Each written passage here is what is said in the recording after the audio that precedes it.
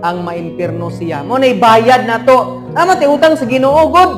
Gatuo ba nimo go ti utang sa Ginoo na Bayaran na to ni utang unsa man kamatayon, pero salamat sa Ginoo kung dawato nimo si Kristo nga Ginoong manluluwas, ang bayad siya naming bayad para nimo. Pero ug wa ka kahibaw na ikaw si magbayad-bayad, maning kamot kag sakramento, muluhod ka ba daw simbahan, magsakripisyo kay nagka April, mga ka didto, maglakaw ka ba daw tong krus lang, ijawat or by one.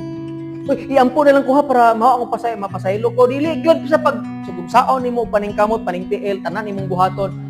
Wala jud kay mahimo ngano man si Kristo na nagbuhat para nato. Ay, kapoy ka na pugso nimo ng tao no nga libre lagi ako nang ihatag nimo. Ako lagi nang bayaran kay maikog ko, libre na gani. Away na hinuon mo. Muna si Lord nagsige sa gingon nimong ang kaluwasan libre dawatar ako.